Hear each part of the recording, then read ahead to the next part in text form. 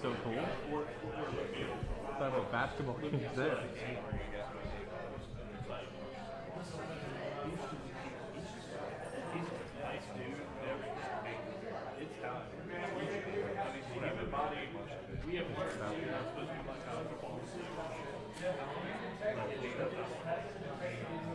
Small world. Now he's like arguably the top 5 coach in the sport.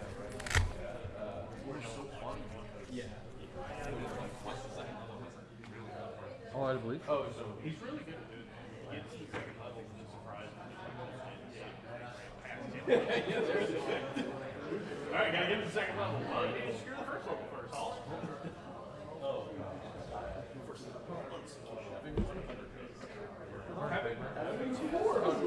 Auburn is 1-0.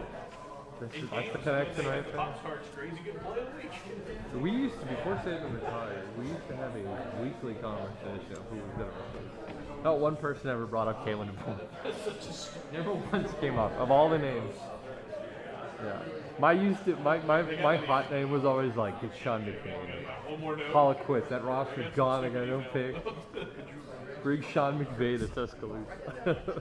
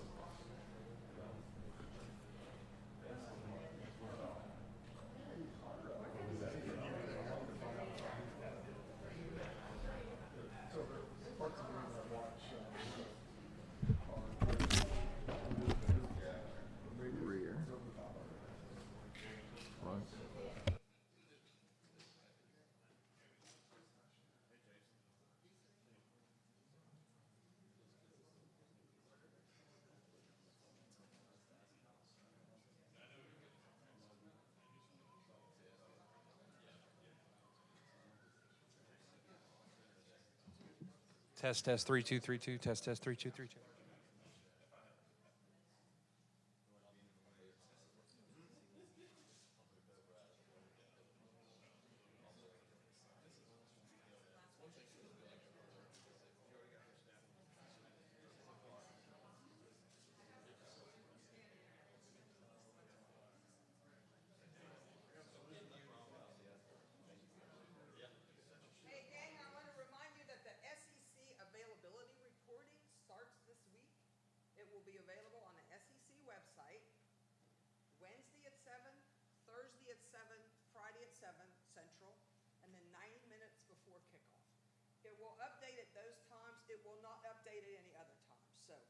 They will not be reports popping up during the day and stuff. It will be at those times only, for SEC games only.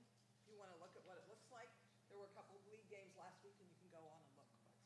But it'll start Wednesday at 7 Central, Thursday at 7, Friday at 7, game day 90 minutes before the kickoff. So we'll see how it goes.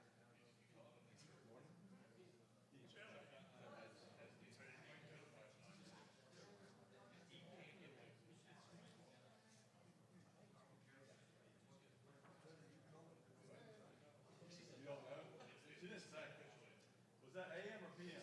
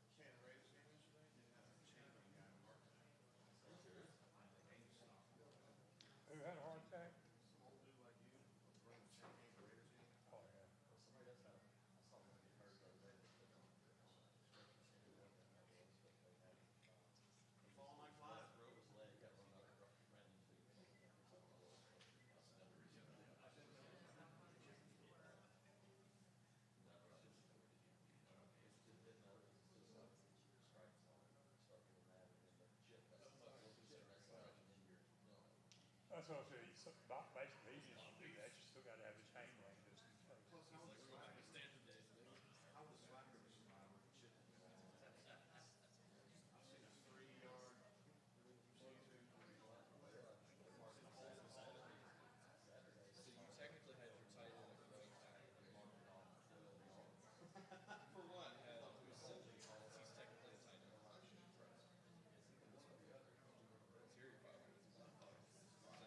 I'll tell you what.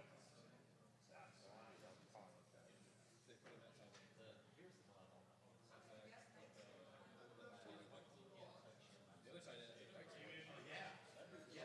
He was running for it. And the quarterback was trying to get him the ball. He's not supposed to be a quarterback at that point. No, he just pushed it.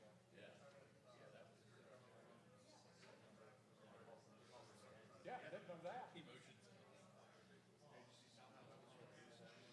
Lord have mercy.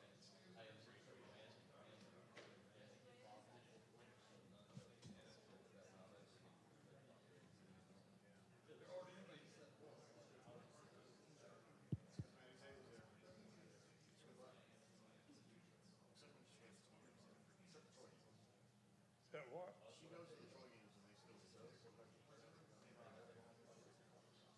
Why don't you go to Troy games? Oh.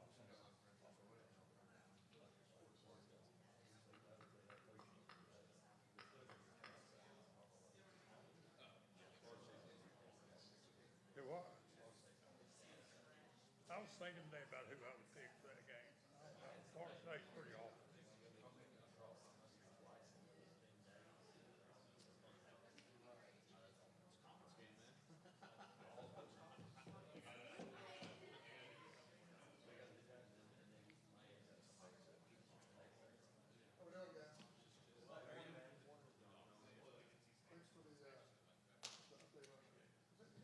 Who updated us on the time that we had? That was it? Yeah.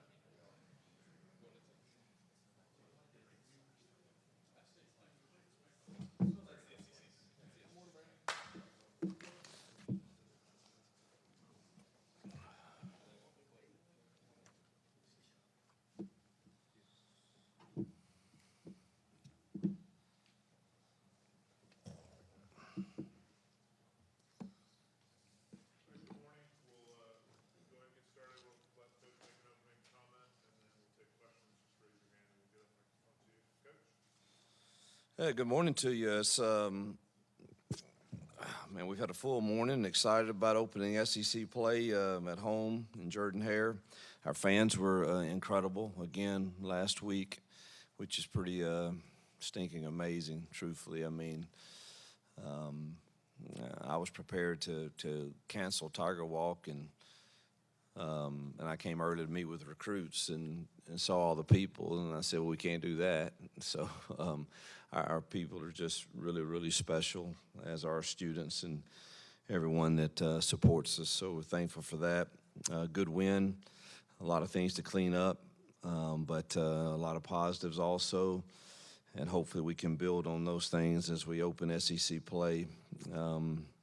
Offensively, 40-plus points is good, 7.3 yards in a play, and had 15 explosives, so solid there. Negatives, we turned the ball over.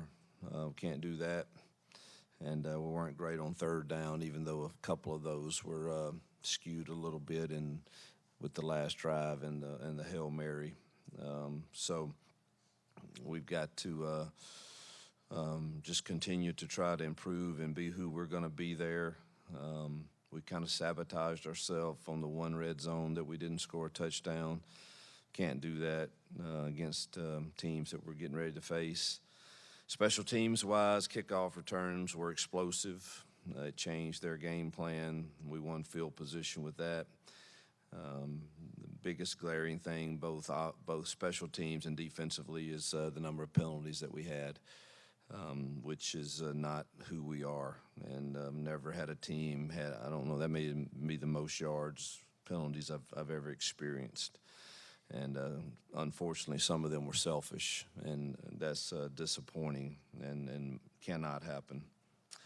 Defensively, just that we did get 2 takeaways, but we were seemed chaotic and unsure. Now, I will say they had an open week and they threw the kitchen sink at us from every formation, every motion, every unbalanced, and a quarterback that can run around and make plays. But we didn't tackle well. Didn't think our effort was great, and hopefully that's a good learning lesson for us. And I know DJ feels that way, and we'll work hard this week to make sure that we don't see a repeat of that. But a win, and hopefully we can build upon that as we turn our attention to what's a much improved Arkansas team. This quarterback is another one that's going to run around and make a lot of plays, and they've got a really good offensive scheme that makes you prepare for a lot of different things, and experienced coaches that have done this a long time. O-line is probably the most improved unit that I've seen this year with the guys they brought in from the portal, and they're really, really improved in the offensive line. Defensively, they're very similar to last year. A lot of returners, probably better in the secondary a little bit. Front's the same guys, one backer's back. So it's pretty similar defensively, and they're playing really, really hard right now. But offensively, it's a lot to deal with the way they're using their quarterback in the run game and in the pass game, and their running backs are really, really solid with an improved O-line. Coach, you seemed really pleased with Hank after his first start as QB1. Now that you've had time to review the film, what things did you note on film that you're going to work on with him this week headed into Arkansas? Well, the game plan will be a little different, and so you won't, I won't spend too much time. None of us will. After we clean this tape up today, we'll do the few corrections that he had. Truthfully, he had 3 things that we need to get corrected. Other than his clock awareness has got to improve. But he had 2 times he got us late in the clock. One was a delay, and he did not have to even get out of that play. He was thinking a little too much. Awareness of clock stuff, but the things that the 3 things that he did there, one was a really poor choice on a rollout pass. Can't do that. The other 2 were not necessarily bad passes. They're just a better option. On certain things, whether it's you need to throw into pressure here, or you did not need to check out of this. It was not man coverage, and you got, that just comes with experience, and those were really the only 3 things. He got us in the right runs. 100% of his checks were right. So his decision making was good. His execution was good. Could have had a higher percentage of completions, I think. Had a drop, by Perry, and had a couple wet ball issues probably that hurt him some there at the end of the second half, as we had no timeouts and we weren't getting a dry ball in. But I was pleased with his first performance for sure, and next week will be a bigger test for him. Hugh, defensively, the first half, you guys have given up a pretty good amount of points and yards this last 2 games, but the second half's been different. Have you sort of pinpointed anything, whether it's preparation on the front end or good adjustments at halftime? What's going on there? I definitely think DJ and his staff are one of the better staffs at adjusting at halftime, but they don't lack in preparation effort either. It's just they had a lot to prepare for this, and we didn't see a lot of this. All of the X-off motions and extra tackle in the game. It was just a lot coming at us pretty fast there in the first half, but no excuse for us. Several of those plays, we're in post-high safety, and the high safety, when the quarterback starts scrambling around, decides he needs to not be a post-high safety anymore. Let me run up and try to help my friends on. No, if you're deep, you stay deep, and that happened twice. And that's our kids have to understand that and execute that. If we're in one high and you're the post safety, then be the post safety. And that hurt us a couple of times, and we didn't contain the quarterback very well. I thought we looked sluggish, whether it was the wet field or turf or too much workload. Dom got me all the stats from last week on what all of our GPS stuff says on our workload, and it was heavier. Probably because we chose to practice in a manner that we let the play go on and on with a quarterback running around, and it looked like we were tired. I thought we played slow and not very disciplined. Too many penalties, and we're not playing with poise when we're in position to make a play as a DB, and that's what I felt like. But to answer your question, I think DJ and them do a really nice job of adjusting at halftime. You mentioned you were worried about Brandon Frazier's condition. Just do you have an update on him, and then the other, Cam, and Tutal? Yeah, he's unfortunately having surgery tomorrow to put a pin in his foot, so he'll be out an extended period of time, which hurts us. He was really playing at a high level for us, so that's disappointing. I hate that for him, and hope he can make it back and for some key games down the stretch for sure. Cam, too tall, too early to tell.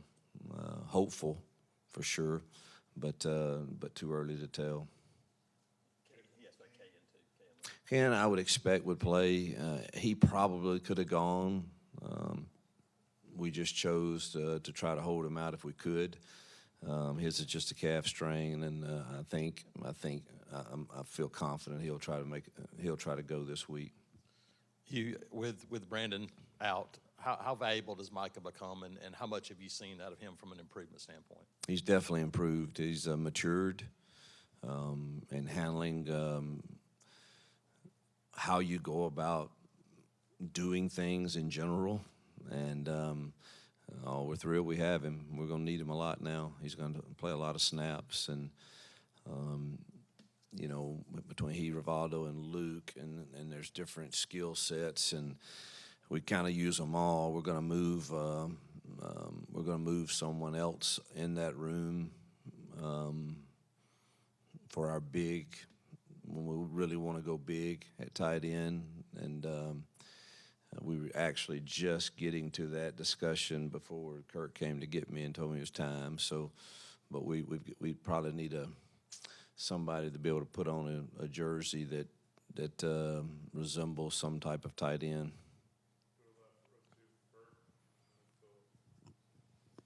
Hugh, you guys rotated on the offensive line again. Saw Tate and Braden both playing at guard. What did you think of that group, and just those guys in particular on the interior with, Dylan having to play right tackle some? Yeah, I thought we were really solid in the pass pro, very little pressure. Tyler Johnson gave up one pressure. The rest of the time, I thought Hank stood in there and delivered the ball to the right reads, went through the progressions. But in order to do that, you've got to have protection, and I thought it was pretty solid. There was only one pressure, truthfully, other than the sprint out where they added on a rusher, which that happens. We still threw a touchdown, but in the pocket, I thought it was pretty clean. So I think all of those guys did a nice job. Run game-wise, I thought Joyner did really well. Good to see a young kid. Here's the thing that I really is, and I know what the media and everybody wants everything now, but I've told you the way that I'm going to build this program along with our staff, and the most enjoyable thing about that to me is kids like that, and Cam Coleman and Malik Blockton and Waller, and they don't even know anything about this entitlement syndrome yet or anything. They just love playing for Auburn, and that is the culture that we want to build and win with. And heck, Joyner is a kid that I honestly thought about, man, maybe we should consider he needs to maybe go somewhere else at some point. And here the guy is, playing significant snaps for us and will this week again. And you don't have to worry about his passion for playing when he puts that Auburn jersey on, because it stinking means something to him. And we need more and more and more and more and more of those guys being recruited to this place that don't come in and feel like, oh, well, I've been around this game for 4 years and I want my NIL money and I want to, and I think I've already arrived and am entitled, and then don't work very hard when practice comes around. So I'm enjoying the heck out of coaching people like him and those young kids that it means something to. You've been, though not on the other side of the ball necessarily, but when Bobby Petrino was here, you heard constantly his offense is different. His scheme is different than what you see otherwise. Is it still that way, and what makes it as effective as it is? I haven't watched them on offense yet. I was just been watching defense yesterday and this morning. But I did ask DJ yesterday, has anything changed from what he's normally, and he says it's very similar. What makes it so different is just mostly, it typically has been it's a very, very good mixture of the pro style offense with some of the college flair in it, and doing it out of a lot of big sets with a lot of tight ends that present extra gaps in the run game, but yet he's able to throw all of the three-level routes and the play actions off of it also. So that's, if you can get in 12 personnel and be effective in running the ball and take shots out of it, it's that's scary. That's a scary world to live in. Quick follow-up. Has he been a guy ever, as you've kind of studied and said, maybe I'd like to do some of this or that he does? No, I wouldn't say that. He and his son came to visit with me when I was at Liberty, and we talked some ball then. But it's not like I've studied a lot of the stuff that they do, and I'm pretty set in my ways on what we do, and it's been successful most places. And just, I don't know, usually when I venture out and try to do things that I don't have answers to, I'm probably not very good. May not be very good in what I know, but I know I'm not very good in stuff I don't know. So Keontae's muffed a couple of punts. You talked about the importance of the first thing is catching it. What are your thoughts on punt return? Yeah, the most important thing after dadgum special teams play is we have the ball, and that's getting frustrating. And certainly it's not something we beat our kids up over, but we're going. I've already met with special teams, and we're going to figure out who the best option is back there to secure the ball first, and that would give us an opportunity to maybe get a return should the kick. Keontae's been very dangerous when he does those, and he's been pretty solid, but. We need to look at everything. I think we got to get Malcolm Simmons some touches, and is he ready to handle that? Not too much seems too big for him, because he again is another one of those kids you just love being around. He came in my office this morning, just sat down and talked, and he's just a kid, and none of the moments seem too big for him, because he's grown up just playing ball in the yard. And that's the kind of way he approaches, practice every day and the games, and it's fun to see that. So it wouldn't shock me if he's pretty natural back there. He's probably our second best punter on the team.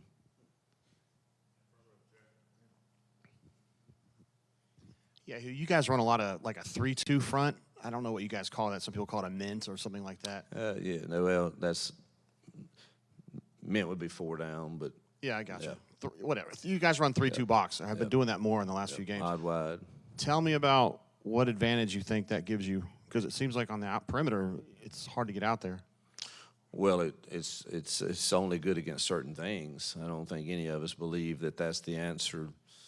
If you're playing 12 personnel Arkansas, I don't think you're gonna, see us in that. But this team was so well. You felt like we could stop the run pretty much against them. They did get some explosive runs against it, which is, it's a light box. And I like running against those boxes. I called several the other night against their 5-man boxes, and we had some real explosive runs. You should have a lot of support perimeter-wise for these quarterbacks that do what he did, and we just didn't execute it very well when we were in those fronts. But every game can change, but typically for DJ, that's more of a third down coverage front that we play, but we did play quite a bit of that against them. With SEC play starting this week and it being Arkansas at home, what is the biggest threat that they are going to bring to Jordan-Hare on Saturday?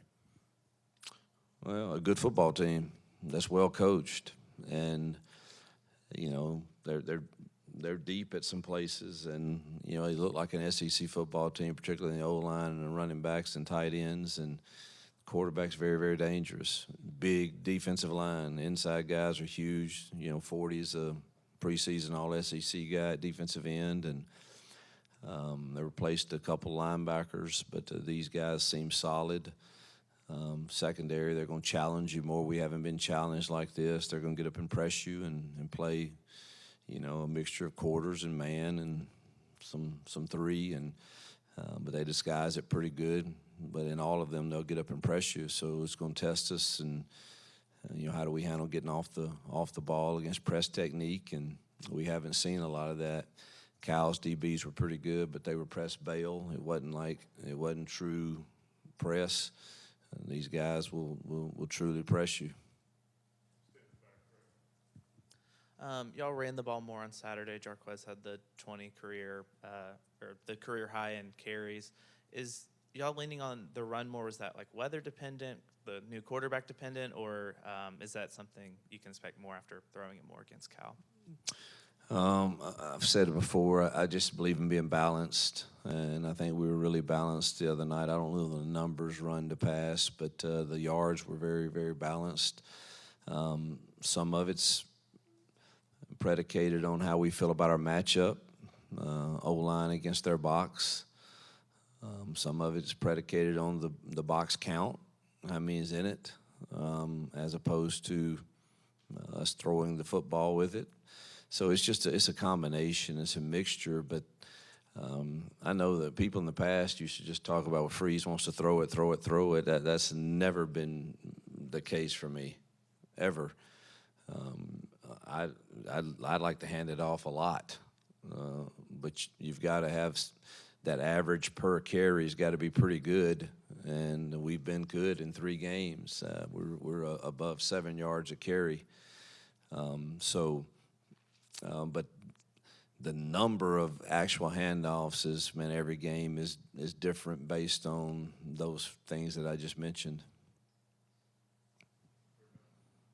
Coach, you spoke after the last game about seeing if this is going to be a permanent fix with Hank there, especially as you enter a challenge for him and an experience with SEC play. How do you balance the growth for him and wanting to see him grow with this experience, but also the execution needed out of that position? Say that one more time. How do I grow him? Well, just the balance in giving him slack to grow and learn from the experience, but also you need a level of execution out of that spot. Yeah, I'm not much on slack. He's got to get it done. You got a veteran senior behind him in Peyton that we still have belief in. But Hank looked poised. I don't think the moments are too big for him now. It's what I do think we as coaches have to make sure is. So we've already done base downs, and I go in there, and I look on the board, and my immediate reaction is, no, we're not doing all that. We're not even going to go down. We're not even starting this discussion like this. And so I think we've got to be careful of you have to execute at a high level at the quarterback position here to have a chance to win games, or you have to find one that will. And we saw that in the Cal game, and we saw it now. He executed at a high level. We won a football game. All right, it's going to be tougher now. That doesn't mean, though, that the game plan has to be exquisite. It doesn't have to be some 84 plays that we have to win the game. Let's do the plays that schematically match up with what they do, and let's do them very, very well, and do them over and over and over again with the options that we have off of them. And I think Hank can handle all that just fine. The hardest thing will be the checks, and getting us out of. I don't like to just call and haul things, or Nick's call and haul things, knowing it could be bad against. If they do this look, it's no good. We really love this play, but I mean, there's some you can run inside zone against anything, you know. That doesn't mean it's great. They may have an extra hat, but you really don't want to run certain plays against certain things, and that's where the quarterback, now how many of those can he handle is what we've got to decide. But I walked in and I saw 4 on the board, and I said, that's too many already. So you better figure out your favorite ones. And so I think it's just us making sure. But as far as he's got to play at a high level, so let's find out what he can do at a high level. Hey, Hugh, going from Peyton, who's been through the wars before, played in some big-time games, going to a redshirt freshman like Hank, I'm interested, especially as his post-game, he's got moxie, he's got some swagger to him.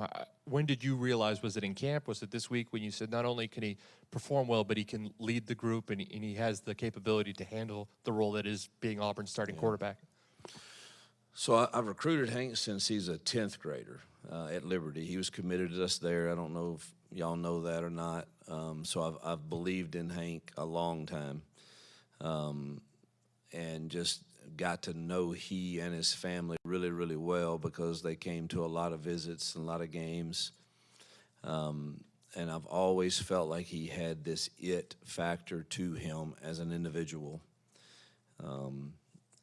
That doesn't always translate to him having the it factor in making plays, but every opportunity that he got here, even though the sample size was really, really small, every single time that he got that opportunity, it seemed pretty natural for him. So I've always had this kind of sneaking belief that he had something to him. And now we're getting ready to find out at what level there's no question he does. At what level is that out right now compared to the rest of the SEC? We're getting ready to find out. Coach, you mentioned Malcolm Simmons and maybe getting him in on punt return. You also noted how dynamic he's been with the ball in his hands. What do you need to see from him maybe to expand his package at slot receiver on the field here moving into SEC play? Understanding what to do on every single call that we have in the call book for that week, and that's been the biggest struggle. And I'm not beating him up at all because I love this kid, love him, love everything about him. And but he's 100 miles an hour at everything he does with a smile on his face. But that everything he does might be a corner route when it was not even close to what we're supposed to be doing. And he's getting better. Talent-wise, he deserves to be on the field some. So I do think it's time. I did say that before I came down. It's time for us to have a package. And let's quit trying to, all right, well, we're worried if we put him in here, and all right, great. Just give me, I'll find another box on the call sheet that just says Malcolm. And he can do, you know, we feel good about these right now, and just grow with him because he's good enough to be on the field.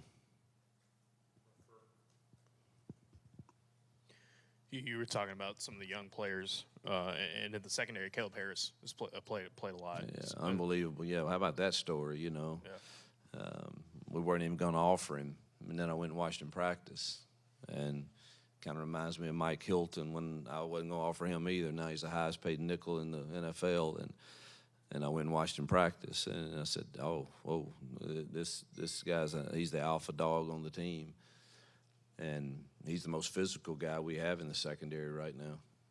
How much do you like not only him, but some of the younger guys in that secondary, guys that we're going to have to step up this year, and how they're kind of growing here these first few weeks? We still have growth to take place. I don't think we're playing with great poise back there or discipline. Our eyes are in the bad spots at times. We're handsy. I thought Jaden Crawford came in and did really good. We didn't put him in until the fourth quarter, but I thought he played really solid and looked under control and poised. Obviously Kaylee didn't play, and we need him to play well there.